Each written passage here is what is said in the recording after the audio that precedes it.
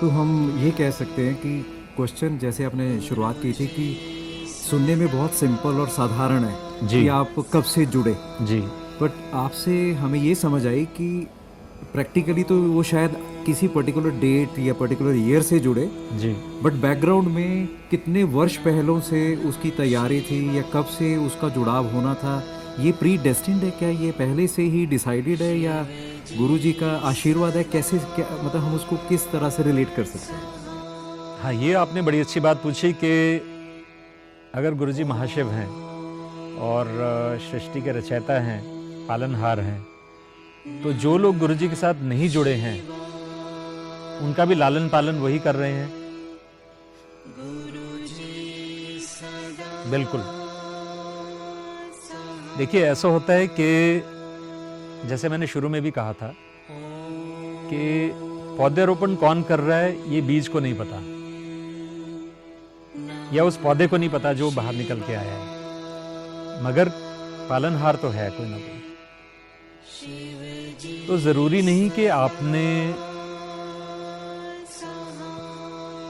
गुरुजी के दरबार में आके ही उद्धार प्राप्ति की है। ये गुरुजी के ऊपर है कि वो उन्होंने किस लेवल पे किसको कितना ब्लेस करना है। अगर वो आपको सत्संग के लिए अपने दरबार में बुला रहे हैं तो शायद उसकी वजह कुछ और हो सकती है, मगर हम ये कहें कि आप अगर नहीं भी आए और अपने घर में बैठे हैं तो आप गुरुजी की नज़रों से दूर हैं, मैं इस चीज़ को नहीं मानता हूँ। इसका जीता जागता उदाहरण मैं खुद हूँ। मैंने खुद इस चीज़ को एक्सपीरियंस किया है, इसीलिए मैं इतने दावे के साथ ये बात कह सकता हूँ कि वो कैलेंडर वाली तारीख जो थी उससे पहले भी कोई तो हमारे जीवन काल को चला रहा था। कौन चला रहा था ये हमारे सामने बाद में आया, वो कैसे आया वो भी मैं आपको संक्षेप में बताना चाहूँगा। बात फिर कोविड के टाइम की करूँगा, क्योंकि वो एक ऐसा एक इवेंट था वर्ल्ड ओवर जिसने सारी दुनिया को हिला कर रख दिया था। और मुझे लगता है कि वो एक ऐसा दौर था जिस वक्त जो दैविक शक्ति है उसका आभास, उसमें दृढ़ता, उसमें निष्ठा सबसे ज्यादा लोगों की बनी थी। हम क्यों एक दरबार में जाके माथा टेकते हैं जब कोई भी ऐसी प्रॉब्लम हमारे पहुंच से बाहर हो जाती है जिसका निवारण हम खुद नहीं कर पाते हैं, then we start looking for God. कहते हैं दुख में सुमिरन सब करे, सुख में करे ना कोई। तो जब ऐसी स्थिति आई थी पूरी दुनिया में, तो हर कोई अपने इष्ट देवता को, अपने जो भी उनके पीर हैं कह लीजिए आप, या जो संत महात्मा हैं, जिसको भी कोई मानता था, वो उनके शरण में गए। मगर एक वो नॉमेनक्लेचर है, एक वो ट्री जैसे ब्रांचिंग होती है ना, कि जड़ एक है, तना एक है, आगे टहनियां निकली हुई हैं, मगर स्रोत जो है, जो सबसे ऊपर का जो स्रोत है, जहां से सारी एनर्जी चैनलाइज होके आ रही है, जिसको हर धर्म में अलग नाम दिए गए हैं। हम लोग उसको दिव्य ज्योति कहते हैं हिंदू धर्म में, जो इस्लाम में उसको नूर इलाही का नाम दिया गया है, या सिखिज़म में दिव्य ज्योत कहते हैं, या क्रिश्चियनिटी में डिवाइन लाइट कहते हैं। तो बेसिकली जो सोर्स है एनर्जी का वो एक है, और आगे वो चैनलाइज हुआ है, और चैनलाइज होने के बाद वो कई माध्यम से लोगों तक, जन सामान्य तक पहुंचा है, क्योंकि उसका पहुंचना भी ज़रूरी है। लोगों को एजुकेट करने के लिए, अध्यात्म की ओर लेके जाने के लिए, उनका पर्पस ऑफ लाइफ जो है वो समझाने के लिए, बताने के लिए। तो Guruji has definitely been affecting our lives in the past also. समझ उसकी हमें आज है, ये वो एक अलग बात है। अब बात मैं कोविड की कर रहा था। हुआ क्या कि उन दिनों जब सेकेंड वेव आई, उससे पहले फर्स्ट वेव में मेरे पूरे परिवार को कोविड हुआ। हम लोग सब इस भयंकर बीमारी से ग्रसित हुए। It was a first-hand experience of something which was never heard of, never thought of. In humanity 100 साल के बाद इस तरह से कुछ हुआ था जिसके लिए कि हम तैयार नहीं थे, हमें पता नहीं था कि इसके रिपरकशंस क्या हो सकते हैं। हमें ना इलाज के बारे में मालूम, ना बीमारी के बारे में मालूम, बस सुनी सुनाई बातों पे चल रहे थे और रोज़ यही प्रार्थना कर रहे थे कि भगवान हमें इससे बचा के रखे। मगर वो कहते हैं ना कि कष्ट जब आना होता है तो आना होता है, आप उसको टाल नहीं सकते। भगवान स्वयं जब मनुष्य रूप में पृथ्वी पे आए तो उन्होंने भी जो सांसारिक कष्ट थे उनको भोगा। He had to go through all that, चाहे वो द्वापर युग में थे, चाहे त्रेता युग में थे, चाहे सतयुग में थे। हमने देखा है कि उनको भी हमारे शास्त्रों में जैसे बताया जाता है कि उन्होंने भी कुछ ना कुछ कष्टी भोगी है। तो हम लोग तो मनुष्य हैं, हम भी इस युग में हमें भी भोगना था तो हमने भी भोगा।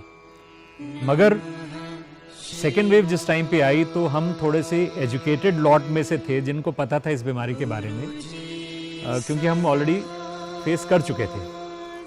तो ये लगता था कि हम लोगों को बताएं कि किस तरह से अपने आप को बचा के रखना है या सुरक्षित रखना है। लेकिन साथ में ये था कि जो डिफ़िकल्टीज़ हमने उस टाइम पे फेस की, हम उसके बारे में भी कुछ करें। देखिए, आज हम सत्संग करते हैं, जैसे आपने पहले थोड़ी देर पहले सवाल किया था कि ये सत्संग ऐसे होते हैं उनके बारे में, तो ठीक है, ये सारी चीज़ें भी ज़रूरी हैं। मगर at the end of the day the basic idea is to understand the purpose of spiritualism, कि हमें जो भी संत महापुरुष पृथ्वी पे आते हैं, जो ज्ञान बांटते हैं, देते हैं, सब कुछ करते हैं, उनका पर्पज़ क्या है बताने का, हमारे को गाइड करने का। वो ये है कि हम एक अच्छे इंसान के रूप में उभर के आएँ, हम अपने कर्म सुधारें, हम अपने कर्म अच्छे रखें, हम सोसाइटी को वापस कुछ दे सकें। तो उस सोच के साथ मेरी वाइफ, एक दिन रात को हम बैठे हुए थे, सेकेंड वेव का टाइम था ये, और खाना वाना खा के रात को बैठे थे अपने ड्राइंग रूम में, और उन्होंने मुझे आवाज़ दी। मेरी दोनों बेटियां साथ में थी उनके, तो मुझे बेडरूम से बुलाया और कहा कि हम ना कुछ सोच रहे हैं कोविड पेशेंट्स के लिए करने का। तो इनका बड़ी अच्छी बात है, giving back to society is very important. क्या सोचा आप लोगों ने? कहते हमें सबसे ज़्यादा जो प्रॉब्लम आई थी जब हम बीमार हुए थे वो ये थी कि हमें ऐसा लगता था कि हाय बेड पे पड़े हुए हैं, कि कोई हमें आके खाना बना के खिला जाए, कोई मुंह में भी आके डाल जाए। तो बहरहाल वो तो पॉसिबल नहीं था जिस तरह की बीमारी थी, लेकिन कम से कम ये तो हो सकता था कि भाई खाना बना के अगर कोई घर तक पहुंचा दे तो वो भी बहुत बड़ी बात है। तो हम अगर कुछ कोविड पेशेंट्स के लिए अगर इस तरह की सेवा कर सकें तो कैसा रहेगा? इनका बड़ा नेक ख्याल है, ज़रूर करना चाहिए। तो कहने लगी ठीक है, हमने थोड़ी सी कुछ इस बारे में प्लानिंग की है, तो आपकी सिर्फ अप्रूवल मांग रहे थे। मैंने कहा कोई बात नहीं, गो अहेड। तो उन्होंने ऑलरेडी कुछ होमवर्क किया हुआ था। यहाँ पे चंडीगढ़ में इस तरह की कुछ सुविधा जो है वो चंडीगढ़ होटल वाले हैं, उन्होंने शुरू की थी। और एक चंडीगढ़ मिरर, पीयू मिरर के नाम से कोई पेज है इंस्टाग्राम पे, उसके ऊपर उन्होंने कुछ इस तरह की वर्डिंग्स भेजी हुई थी लोगों के लिए कि जो भी कोविड पेशेंट्स हैं उनको अगर भोजन की ज़रूरत है तो वो प्रोवाइड करवा रहे थे। तो मेरी वाइफ ने उनके साथ कांटेक्ट किया और उन्होंने कहा जी कि आप एक मैसेज बना दीजिए, हम अपने पेज पे आपका मैसेज भी फ्लोट कर देंगे और साथ ही आपको ये सजेस्ट करेंगे कि आप बाकी सोशल मीडिया पे भी इस तरह का जो मैसेज है आप डाल दीजिए। तो मुझे याद है कि उस दिन रात को बैठ के ये मैसेज एक ड्राफ्ट किया गया, लिखा गया, और हम चारों के फ़ोन नंबर्स जो थे साथ में लिख के वो मैसेज जो थे वो फेसबुक पे, इंस्टाग्राम पे और बाकी जगह पे जो है वो डाल दिए इन्होंने बच्चों ने। अगले दिन मेरी वाइफ बड़ी उत्सुकता के साथ इंतज़ार करने लगी कि कोई फ़ोन आएगा और कोई हमें भोजन के लिए कहेगा। पूरा दिन निकल गया, एक भी फ़ोन नहीं आया। शाम को बेचारी बहुत मायूस हुई कि इतना कोविड फैला हुआ है, इतने पेशेंट्स हैं और हमें ईश्वर इतनी भी मौका नहीं दे रहा इतना कि हम कोई सेवा कर सकें, किसी के काम आ सकें। तो शायद उस दिन रात को उन्होंने गुरुजी के स्वरूप के आगे इस तरह की अपनी कुछ इच्छा जाहिर की, अपना दुख व्यक्त किया। और जैसा कि हम सब ये जानते हैं और मानते हैं कि गुरुजी का जो स्वरूप है, आज गुरुजी ने चोला जो है वो छोड़ दिया हुआ है, लेकिन वो यही बात कहते थे कि जो मेरा स्वरूप है आप उससे बातें कीजिए, मैं साक्षात अपने स्वरूप में विराजमान हूँ। तो वो जब उनके स्वरूप के आगे जाके उन्होंने ये प्रार्थना की तो शायद गुरुजी ने उनकी सुन ली। और अगले दिन सुबह की बात है, तकरीबन 7 साढ़े 7 बजे का वक्त था। मैं सोया हुआ था और अचानक से मेरी वाइफ का फ़ोन बजा और मैं आधी सी नींद में, मुझे वन साइडेड टॉक सुनाई दे रही थी। वो कहती है, अच्छा हाँ जी, कितने लोग हैं, क्या हो गया, आप फिक्र मत करिए, सब ठीक हो जाएगा, हमें भी हुआ था और मेरे हस्बैंड का तो थोड़ा लंबा चला था ये प्रॉब्लम, लेकिन आप बिल्कुल भी टेंशन नहीं लीजिएगा, पॉजिटिव माइंड रखिएगा अपना, वगैरह वगैरह। तो एंड में उन्होंने कहा, हाँ जी खाना आपके यहाँ पहुँच जाएगा, आप अपना एड्रेस फॉरवर्ड कर दीजिए। तो बात ख़त्म होने के बाद में मुझे उठा के कहती हैं, उठो जल्दी उठो, मेरे 3 पेशेंट्स आ गए हमारे। तो मुझे ये नहीं समझ में आया उस वक्त कि वो गुरुजी के आगे जो उन्होंने अरदास की थी वो पूरी होने पे इतनी खुश हो रही थी, या मन से दुखी थी कि 3 लोग और पेशेंट से कोविड से ग्रसित हो गए हैं। तो बड़ा एक कॉम्प्लेक्स सा माहौल था उस वक्त मेरे माइंड में ये चल रहा था। बहरहाल मैंने कहा, कोई बात नहीं, तुम 3 ही तो लोग हैं, इतनी बड़ी बड़ी पार्टीज करती हो, घर में इतने लोगों का खाना बना लेते हो, कुछ भी नहीं है, मेरी हेल्प की क्या ज़रूरत है, जाओ किचन में बनाओ। तो वो उठी, अपना स्नान वान करके जो कुछ भी है अपना नित्य करके अपना किचन में चले गई। और कुछ देर के बाद मैं उठा तो मुझे आई बीच में बेडरूम में और कहने लगे, कहते कि खाना मैं बना रही हूँ लेकिन खाना दे के भी आना है, तो पैक कैसे करेंगे? तो मैंने कहा, भी बड़ा सिंपल है, टिफ़िन में पैक करेंगे और जाके दे आएंगे, 3 तो लोग हैं सिर्फ। कहते नहीं, आप भूल रहे हो, कोविड पेशेंट्स हैं, टिफ़िन लेके जाएंगे तो वापस कौन लेके आएगा? उस टाइम पे मेरा भी थोड़ा सा बत्ती जगी दिमाग पे, और बात तो बिल्कुल सही है। तो फिर वो अंदर का जो प्लानर है वो जागा और सोचने लगा कि किस तरह से करना चाहिए। फिर मैंने कहा, अच्छा डिस्पोजेबल्स जो हैं वो लेके आने चाहिए। तो ये हमारे सेक्टर के साथ वाले सेक्टर में विशाल भाई है, उनकी शॉप है डिस्पोजेबल्स की। तो मैंने कहा, चलो उनका घर भी नज़दीक ही है, अगर शॉप बंद हुई तो मैं उनसे रिक्वेस्ट करके वहाँ से लाऊंगा। तो उनकी शॉप से जाके मैंने वो डिस्पोजेबल्स वगैरह में लेके आया और हमने वो जो खाना उस वक्त वो यकीन माने खाने का ही नाम दिया था हमने उसको, कि वो जो खाना है, भोजन कह लीजिए आप, वो हमने तैयार करके उस पर पैकेट जो है वो डाइनिंग टेबल के ऊपर ऐसे रखा हुआ था और मैं तैयारी कर रहा था वो जाके डिलीवर करने की। इतने में क्या होता है कि बड़े वाली बेटी जो है हमारी, वो अपने रूम से आती है और आके देखती है कि सामने ऐसे पैकेट पड़ा हुआ। तो मेरे से पूछा कि पापा ये क्या है?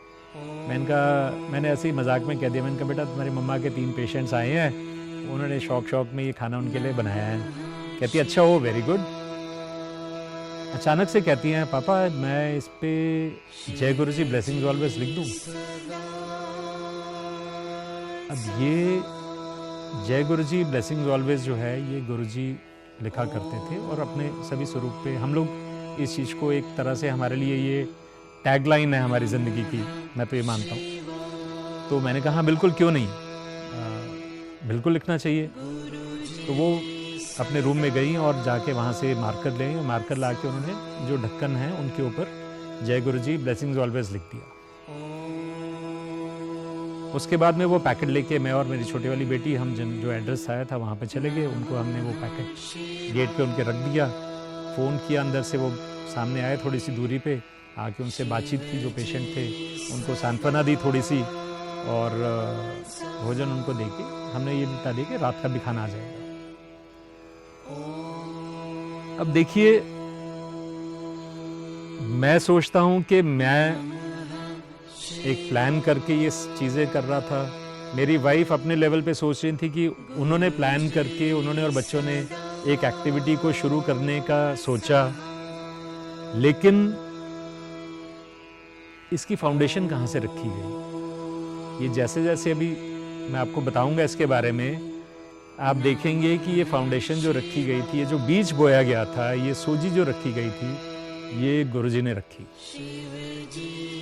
कैसे रखी वो मैं बताऊं आपको, कि जो एक कारज, अब मैं इसको कारज कह रहा हूं, कि जो कारज उस दिन 3 पेशेंट से शुरू हुआ, वो होते होते एक ऐसे स्टेज पे पहुंच गया जहाँ पे रोज़ तकरीबन 250 लंच 350 डिनर जो हैं वो अलग अलग पेशेंट्स के घर में पहुँचाए जा रहे थे। ये कोई छोटी बात नहीं है और ना ही एक दिन की बात है। ये कार्य 3 महीने तक चला और 3 महीने में मेरी वाइफ और बच्चे और जो लोग साथ में जुड़े हुए थे, चाहे वो सेवा के रूप में थे, बनाने में हेल्प करते थे, या जो डिलीवरी के लिए, क्योंकि इतने बड़े पैमाने पे जब गुरुजी ने सब कुछ पहुंचा दिया तो जाहिर सी बात है कि प्लानिंग उनकी थी। उन्होंने रेड क्रॉस वाले जोड़ दिए, कुछ और जो लोग थे वो साथ में जुड़ गए जो डिलीवरी के लिए जाते थे, क्योंकि हमारे लिए पॉसिबल नहीं था कि इतना खाना तैयार करके डिलीवर भी करना और टाइम पे पहुंचाना, क्योंकि पेशेंट्स थे तो उनके लिए टाइम पे पहुंचाना बड़ा ज़रूरी था। तो वो सारा एक सिस्टम जो था वो ऑलरेडी ऐसा लग रहा था जैसे कि एक बड़े साइंटिफिक तरीके से किसी ने प्लान करके हमारे सामने रखा था, मगर वो उसकी परतें धीरे धीरे खुली। जैसे जैसे बढ़ते गए पेशेंट्स, वैसे वैसे सिस्टम्स जो थे वो इन ऑर्डर आते गए और बनते चले गए अपने आप। और उस दौरान हम तीनों को ना कोई थकावट महसूस होती थी, ना कोई बुखार, खांसी, जुकाम, कुछ भी नहीं। सबसे बड़ी बात तो यह है कि वो 3 महीने का जो पीरियड था सेकेंड वेव का, गुरुजी ने हमारे ऊपर एक प्रोटेक्टिव एनवायरनमेंट क्रिएट कर दिया इस सेवा के जरिए कि हम इतने लोगों के साथ इंटरेक्ट भी कर रहे थे जो आते थे, लेकिन उसके बावजूद हमें इस बीमारी से दूर रखा। पहली बात तो ये। दूसरी बात ये कि जब भी इस तरह का कोई कार्य होता है तो इसमें फाइनेंशियल इन्वॉल्वमेंट होती है। अब फाइनेंशियल इन्वॉल्वमेंट के लिए देखिए उनकी प्लानिंग कि दिसंबर के महीने में मेरी एक प्रॉपर्टी की डील हो रही थी और उसकी रजिस्ट्री होनी थी और वहाँ से मुझे कुछ पैसा आना था, मगर चूंकि हमें दिसंबर में कोविड हो गया तो वो मुझे पोस्टपोन करना पड़ गया और वो पोस्टपोन हुई जाके उसकी तारीख लगी मार्च में, शिवरात्रि से एक दिन पहले। अब मैंने वो रजिस्ट्री के लिए जब मैं पहुंचा हूं वहां पे तो रजिस्ट्री हुई, पैसे आए, तो जैसे आपको पता है कि कुछ कैश और कुछ चेक, तो चेक्स जो थे वो बैंक में डाल दिए और कैश जो था वो मैंने लाके ऐसे ही अपने लॉकर में रख दिया घर में कि हालात कुछ ऐसे हैं, पता नहीं किस समय किस तरह की ज़रूरत पड़ जाए, तो कैश को बैंक में नहीं वो करता, उसको घर में रख लेते हैं। ऐसे इतना ज़्यादा वैसे भी रखना पॉसिबल नहीं था। तो मैं रोज़ जब भी ज़रूरत होती थी लॉकर में से वो कैश निकालता था, इस्तेमाल करता था परचेजिंग के लिए, जो भी मटेरियल, रॉ मटेरियल वगैरह चाहिए होता था, और वो सारा कुछ वहाँ पे यूज़ होता गया। तो ये फाइनेंशियल प्लानिंग मेरी तो नहीं थी, मैंने तो नहीं सोचा था कि अप्रैल के महीने में ऐसा कुछ होना है, मगर वो सृष्टिकर्ता की थी। तीसरी चीज़ जो बड़ी मज़ेदार हुई, जो आज तक हमारे लिए एक सोर्स ऑफ इंस्पिरेशन बहुत बड़ा है, वो ये है कि जिस समय ये सब चीज़ें शुरू हुई, जैसे जैसे पेशेंट्स बढ़ते जा रहे थे वैसे वैसे घर के बर्तन कम पड़ते जा रहे थे और यहाँ से कुकर, वहाँ से कढ़ाई, उधर से कुछ और बर्तन इकट्ठे करने शुरू कर दिए हम लोगों ने, और धीरे धीरे वो बर्तन भी कम पड़ने लगे। एक दिन की बात है, रात को 10:30 बजे के आसपास का समय है, रात का खाना वाना खा के मैं और मेरी वाइफ अपने बेडरूम में थे और बच्चे अपने कमरे में थे, और वाइफ मेरी अचानक से कहती है कि मेरे को एक कुकर और चाहिए, तो मेरा थोड़ा सा जो एक प्रॉब्लम है वो सॉल्व हो जाएगी। मैंने कहा क्या प्रॉब्लम है? कहने लगी कि कुछ बुज़ुर्ग ऐसे हैं जिनको मैंने कहा था कि मैं सुबह का नाश्ता भी उनको लिए ना मीठा दलिया बना के भिजवाया करूँगी, तो अब वो मीठा दलिया बनाने में क्या होता है कि कुकर एक जो है वो पूरी तरह से ख़राब हो जाता है, फिर उसको धोने में बहुत टाइम ख़राब होता है और हमारे पास इतना टाइम होता नहीं था। तो एक कुकर और मिल जाए तो मैं उसको अलग से डेडिकेटेडली फॉर फॉरेज के लिए मैं उसको यूज़ कर सकूँगी। अब ये बात उन दिनों की है जिन दिनों कंप्लीट लॉकडाउन था, इवन एसेंशियल सर्विसेज की जो शॉप्स वगैरह थी, राशन पानी वगैरह सब कुछ बंद हो गया था। ये उस टाइम की बात है तकरीबन। तो मेरे लिए एक बहुत बड़ा सवाल ये उठा कि ये कुकर कहाँ से मैं लेके आऊँगा। तो मैंने कहा चलो कोई बात नहीं, देखते हैं। एक कोई जानकार थे हमारे 7 सेक्टर में, उनकी शॉप थी बर्तनों की। उनका सुबह उठ के उनका फ़ोन नंबर ढूंढूंगा, अगर मिल गया तो उनसे रिक्वेस्ट करूँगा कि अपने गोडाउन में से कुकर निकाल के दे दें वो अगर वो। तो इस उधेड़-बुन के साथ मैं रात में सो गया। सुबह उठा तो मेरी वाइफ कहने लगी फटाफट, हमने जब किचन का थोड़ा सा शुरुआती काम निपटा लिया तो 10 साढ़े 10 बजे करीब कहती हैं कि आप फटाफट आप जाओ और जाके आप कुकर ले आओ। तो मैंने चेंज किया और मैं फटाफट अपने रूम से निकला। तो मेरी वाइफ, बच्चे किचन में थे ऐसे ही, तो मैं अपने रूम से निकल के मैं किचन की तरफ मूव किया और मैंने उनसे ऐसे ही मजाक में थोड़ा सा माहौल हल्का फुल्का करने के लिए मैंने पूछा, मैंने कहा अभी 5 लीटर का लेके आओ या 6 लीटर का? तो वो मेरी शक्ल देखें कि क्या सवाल पूछ रहे हो आप 5 का मिले 6 का मिले जो मिले आप लेके आओ। मैंने कहा अच्छा ठीक है कोई बात नहीं। मैं थोड़ा सा और आगे गया, आगे जाके फिर मैंने ऐसे ही मजाक में पूछ लिया, मैंने कहा भाई हॉकिंस का लाना है या प्रेस्टीज का? तो लिटरली मेरे पे वो ना थोड़ा सा झला के बोले कि आप क्यों परेशान करे जा रहे हो, मुझे जो मिलता है वो लेके आओ। बेगर्स कांट बी चूजर्स वाली बात है अभी तो, कि हमें जो मिल जाए वही ठीक है, पर कुकर लेके आओ कहीं से फटाफट। मैं अपने ड्राइंग रूम को क्रॉस करके मेन डोर के पास पहुंचा हूँ और 2 दरवाजे जैसे हर घर में होते हैं बाहर जाने के, अंदर जाली का दरवाज़ा, बाहर लकड़ी का दरवाज़ा था जो पूरी तरह से बंद था। और गेट हमारा बंद रहता था क्योंकि किसी को अंदर आने की इजाज़त नहीं थी, बिकॉज हम लोग एक सेवा में लगे हुए थे, इन्फेक्शन का डर था। मैं जैसे ही मैंने दरवाजे खोले दोनों और एक कदम बाहर रखा, मेरे सामने एक सज्जन खड़े हुए थे जिन्होंने सर पे पटका बांधा हुआ था, पूरा मुंह पे उन्होंने मास्क अपना लगाया हुआ था, सिर्फ आंखें उनकी दिख रही थी मुझे, फुली कवर्ड उन्होंने ट्रैक सूट पहना हुआ था, फ्लोरोसेंट ग्रीन कलर का, मुझे आज भी याद है, नीचे स्नीकर्स पहने हुए थे और वो मेरे सामने खड़े थे, बिल्कुल हार्डली कोई 5 फुट की दूरी पे, 5-6 फुट की दूरी पे खड़े हुए थे। तो जैसे ही मैंने उनकी तरफ देखा, एक आई टू आई कॉन्टैक्ट होता है, तो मैंने उनकी तरफ देखा, मैंने कहा हाँ जी भाई साहब, क्योंकि मैं ये जानना चाह रहा था कि अंदर कैसे आ गए। तो मैंने जैसे ही उनसे सवाल किया, मैंने कहा हाँ जी भाई साहब, और नीचे देखा, मेरे मुंह से निकला, मैंने कहा कुकर, और वो सज्जन हाथ में एक ब्रांड न्यू कुकर का डब्बा लेके खड़े हुए थे। अभी इत्तेफाकन तो हो नहीं सकता है कि एक रात पहले हम लोग कुकर के बारे में बात कर रहे हों और अगले दिन सुबह एक सज्जन पुरुष कुकर का डब्बा लेके सामने खड़े हों। बहरहाल मैंने उनसे कहा, मैंने कहा जी आप कुकर? तो उन्होंने किचन की तरफ इशारा करा और कहते मैडम को चाहिए था ना। अब आप देखिए इतने बड़े घर में किसको कैसे पता है कि किचन कहाँ पे है, कहाँ इशारा करके बताना है कि कहाँ मैडम खड़ी हुई हैं। उन्होंने बिल्कुल उसी डायरेक्शन में इशारा किया जिस तरफ किचन थी और कहते जी मैडम को चाहिए था, कहाँ है, उनको बुलाइए। तो मेरे तो उस टाइम पे हाथ पांव कांपने शुरू हो गए एकदम से कि ये क्या हो गया अब। तो मैंने थरथराती सी आवाज़ में मैंने लिटरली अपनी वाइफ को आवाज़ दी, मैंने कहा गीतो एक मिनट आना ज़रा बाहर। वो कहते अभी मेरे पास टाइम नहीं, अब गए नहीं अब तक, आप जल्दी जाओ। मैंने कहा गए नहीं तो इधर आओ, कुकर खुद आ गया। मन में सोचा कि यहाँ तो कुकर खुद चल के घर आ गया है। तो मैंने कहा जल्दी से आओ, एक मिनट कुछ अर्जेंट है, कोई आए हैं। तो वो किचन से बाहर आई, आके जब उन्होंने देखा सामने तो वो भी हैरान कि ये सज्जन कौन है कुकर लेके। तो कहते मैडम ये आपके लिए लेके आया हूँ। तो मेरी वाइफ तो एकदम से अचंभे में भी आ गई और हम लोग मतलब उस दौरान हमारे पास कई फ़ोन आते थे सेवा के लिए पूछने के लिए कि भी हमारी तरफ से कोई कंट्रीब्यूशन, हम सबको मना कर देते थे। तो मेरी वाइफ ने उनको मना किया, कहते कि नहीं हम आपसे नहीं ले सकते ऐसे भी, हम किसी से कुछ नहीं वो कर रहे हैं, ले रहे हैं, तो ये हम नहीं ले सकते। वो एक अलग टेंजेंट पे चल रही थी, वो उस तरफ पे सोच रही थी और मेरे दिमाग में बड़ा सारा सवाल था कि ये भाई साहब हैं कौन जिनको ये पता था कि हमें कुकर की ज़रूरत है और वो कुकर लेके आए हैं। तो मैं तो अपनी जिज्ञासा पूरी करना चाह रहा था उनसे।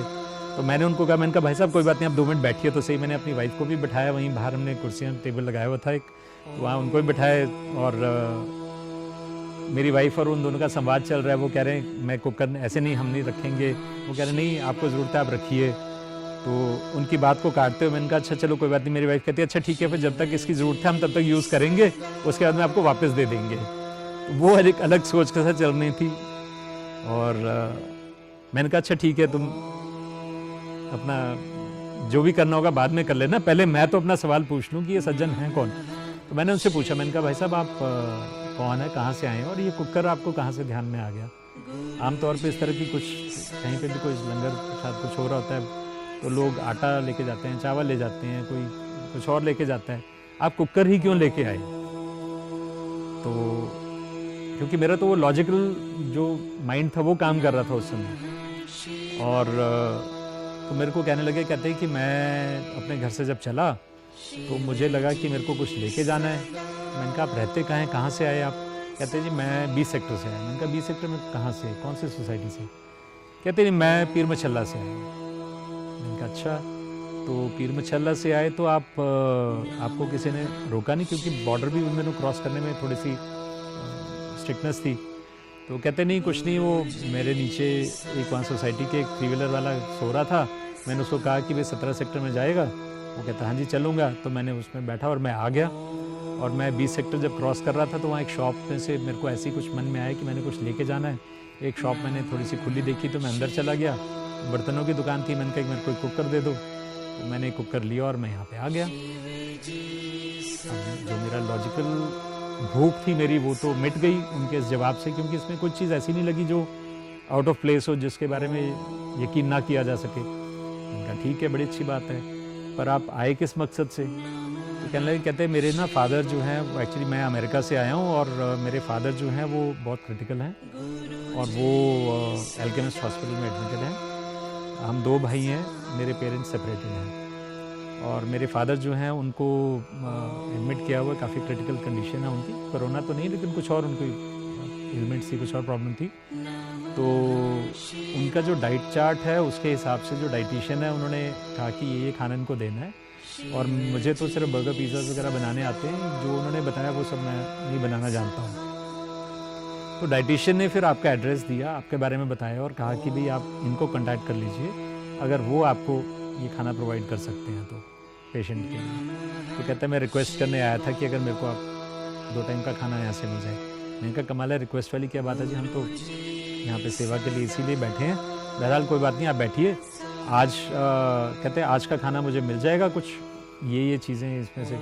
मेरी वाइफ ने कहा हाँ कोई बात नहीं, आप बैठो थोड़ी देर में, मैं अभी हम क्योंकि उस टाइम पे पेशेंट्स के हिसाब से ही खाना बनता था, सारा हाई प्रोटीन डाइट बनती थी जिसमें सूप वगैरह सब कुछ होता था, जैसे जैसे पल्सेस सीरियल्स वगैरह सब होते थे।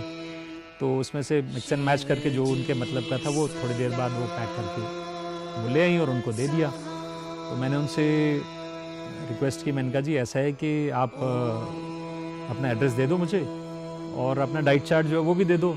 तो हमारे यहाँ से डिलीवरी के लिए उस वक्त तक हमारे साथ कुछ लोग जुड़ गए थे, तो वॉलंटियर्स थे। तो मैंने कहा उनके हाथ हम भिजवा देंगे, पीर मछल्ला में भी जाता है खाना यहाँ से। तब तक खाना ही चल रहा था ये, मतलब हम उसको खाने का नाम दे रहे थे, हमने उसको कभी यकीन मानिए ऐसे नहीं गुरुजी के साथ नहीं जोड़ा था। गुरुजी बैकग्राउंड में अपना जो काम, मैं अब आपके जो सवाल के साथ इसको कोरिलेट करना चाह रहा हूँ कि अनजाने में भी जो लोग हैं उनका गुरुजी कैसे ख्याल रखते हैं, मैं उस बात पे आना चाह रहा हूँ कि हम जिस चीज़ को खाना कह रहे हैं वो दरअसल में गुरुजी का प्रसाद था, जो हमारे माध्यम से उन पेशेंट्स तक पहुँच रहा था जिनका वो निवारण करना चाहते थे, उनका दुख का, उनको ठीक करना चाह रहे थे। तो कहने लगे, कहते कि नहीं मैं ना खुद आके लेके जाया करूँगा। मैंने कहा अच्छा ठीक है। तो मैंने कहा आप अपना डाइट चार्ट जो है वो मुझे व्हाट्सएप कर देना, 2-2, 3-3 दिन के बाद जैसे जैसे आपको डाइटिशियन बताएगी और हम उस हिसाब से प्रिपेयर कर लिया करेंगे और आप ले जाइए करेगा। तो देखिए वो सज्जन तकरीबन 11-12 दिन तक रोज़ आते थे। उनकी एक रिक्वेस्ट थी कि मैं एक टाइम आया करूँगा तो मुझे दोनों टाइम का खाना भी एक ही साथ पैक करके दे देगा। मैंने कहा ठीक है। वो आते थे और आके बाहर खड़े रहते थे घर के सामने, हमारे सड़क के पार एक कॉर्नर पे पेड़ था, वहाँ पे जैसे सब लोग गाड़ियाँ लगी होती थी वॉलंटियर्स की सेक्टर वाइज, तो वो वहाँ पे खड़े रहते थे और अपनी बारी का इंतज़ार करने के लिए। तो कई बार जब हम बाहर जब ट्रॉली में खाना लेके जाते थे डिलीवरी के लिए, देने के लिए, हैंडओवर करने के लिए, तो वो सामने से उनको मैं देखता था। तो मैंने उनको कई बार कहना कि भाई साहब आप अंदर आ जाइए, why don't you come inside, है ना, आउट ऑफ कर्टसी। कि बंदा चलो बाहर से आया बेचारा, वो कहीं ऐसे ना सोचे कि यार यहाँ पे ट्रीटमेंट थोड़ी सी ठीक नहीं मिल रही है। तो स्टैंडिंग देयर वुड से नहीं I am perfectly fine, don't worry, you are doing a good job, किसी को अंदर मत आने देना। तो ठीक है।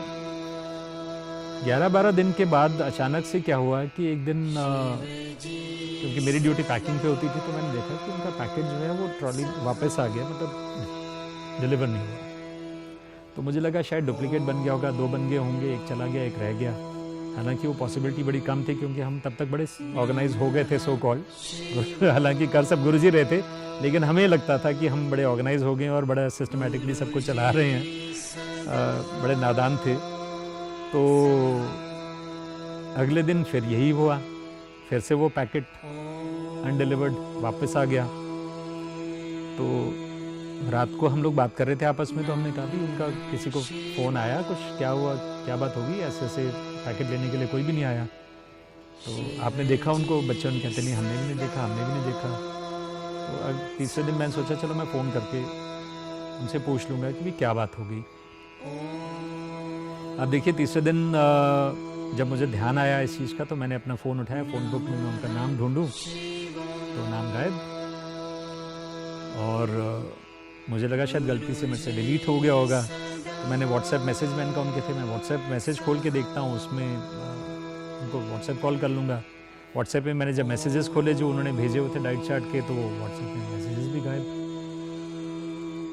तो मुझे लगा शायद हो सकता है कि गलती से डिलीट हो गए होंगे। तो मैंने वाइफ को अपनी कहा कि भी बीच में उन्होंने आपको भी मैसेज भेजे थे, आप ज़रा देख के बताना मुझे कि उनका नंबर देना। उन्होंने अपने फ़ोन बुक चेक की तो उसमें से भी नाम गायब। अब ये कौन थे, क्या थे, ये तो मालिक ही जानता है। मगर इस बात का जिक्र सत्संग के रूप में एक दिन मैं ऐसी कहीं समागम में कर रहा था, किसी सत्संग में कर रहा था, रात का समय था। और सारी चीज़ बताने के बाद में ना, मैं जब इस सत्संग के एंड पे पहुंचा तो मैंने बताया कि जब 3 महीने तक ये सेवा चली, तकरीबन 400 से ऊपर 419-20 पेशेंट्स जो थे जिनके यहाँ पे ये लंगर प्रसाद जो था गुरुजी ने बंटवाया। आज मैं कह रहा हूँ इस बात को कि ये लंगर प्रसाद पूरे कन्विक्शन के साथ, पूरे कॉन्फिडेंस के साथ क्यों कह रहा हूँ, उसकी वजह ये है कि इतना सब कुछ होने के बाद जब लास्ट पेशेंट ने फ़ोन करके कहा कि जी बस अब हमें इस भोजन की आवश्यकता नहीं है, हम खुद अपने किचन में अपना खाना बना लेंगे। अगले दिन सुबह जब मैं तैयार हो रहा था, मैंने अपना लॉकर खोला, मैंने उसमें हाथ फेरा, तो ये सत्संग में सुनाते हुए मेरे मुंह से निकल गया कि जैसे ही मैंने लॉकर में हाथ फेरा, अंदर चवन्नी भी नहीं थी। अब ये उस सत्संग में मैं ये बात सुना रहा था रात को, वो रात गई, बात गई, उस रात की सुबह हुई।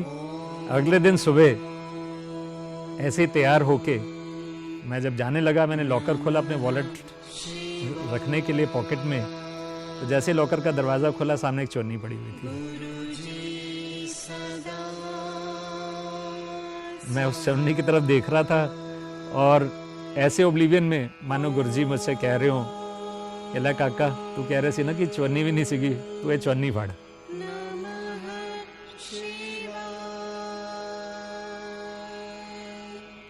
आज भी जब इस बारे में सोचता हूँ तो मन भर आता है, अपने आप को धन्य समझता हूँ कि गुरुजी ने हमें साक्षात दर्शन दिए। हमारी इस छोटी सी ज़रूरत को, जो इतने बड़े पैमाने पे इतने लोगों के लिए फलदायक साबित हो सकती थी, उस चीज़ को करने के लिए हमें काबिल समझा, एक जिम्मेवारी दी इस सेवा को करने की। ये बहुत बड़ी बात है। तो जब आप ऐसा कुछ आशीर्वाद पा लेते हैं, तो मुझे लगता है मटेरियलिस्टिक चीज़ें जो है ना, ये इनका कोई मायना नहीं रह जाता ज़िंदगी में, बहुत छोटी लगती हैं। जब आपको इस चीज़ का कॉन्फिडेंस आ जाता है आपके अंदर कि स्वयं भगवान आपका हाथ पकड़ के आपका मार्गदर्शन कर रहा है, आपसे कर्म करवा रहा है, तो ऑटोमेटिकली आपकी कोशिश ये होती है कि आप उनके बताए हुए रास्ते पे चलें। हम इंसान हैं, गलतियों के पुतले हैं, गलती होती है, आज भी मुझसे हो सकता है 1000 गलतियां होती होंगी, मगर उसके बावजूद इस बात का विश्वास है कि गुरुजी का हाथ मेरे सर पे है, मेरे परिवार के सर पे है, और इससे बड़ी बात मेरे लिए और कुछ नहीं। तो इस चीज़ के लिए, इस आशीर्वाद के लिए, इस साथ के लिए, इस प्यार के लिए, इस विश्वास के लिए कि हम उनके ब्लेसिंग्स के लायक पात्र हैं। शुक्राना गुरुजी। और शुक्राना एक छोटा सा लफ्ज, मगर आप ये सोचिए कि आप इस छोटे से लफ्ज को कितनी छोटी चीज में समेट सकते हैं। आप दिन दर दिन, पल दर पल, एक एक चीज जो आपको महाशिव के आशीर्वाद से, उस परम पूज्य पितामह के आशीर्वाद से मिली हुई है, आप अगर लिखना शुरू करें, शुक्राना मेरे मालिक इस पल का जिसमें मैं श्वास ले रहा हूँ, शुक्राना मेरे मालिक उन आँखों का जो इस दुनिया को इतनी सुंदर आपकी जो सृष्टि है जो आपने रची हुई है उसको देख सकने का, एक मुंह और वाणी जो आपने मुझे दी है उसके लिए शुक्राना, जिसकी वजह से मैं आज बोल पा रहा हूँ, बैठ के आपके गुणगान कर पा रहा हूँ, आपका शुक्राना कर पा रहा हूँ। इन हाथों का, इन टांगों का जिससे मैं चल रहा हूँ, जिससे मैं सोच रहा हूँ, पल पल का जो मुझे अन्न आप दे रहे हैं, ऐसी तमाम चीज़ों का जब आप शुक्राना करने बैठेंगे जो आपको ईश्वर ने दिया है, यकीन मानिए रामायण जितना बड़ा ग्रंथ जो है वो जितने पन्नों पे लिखा गया है उतने पन्ने भी कम पड़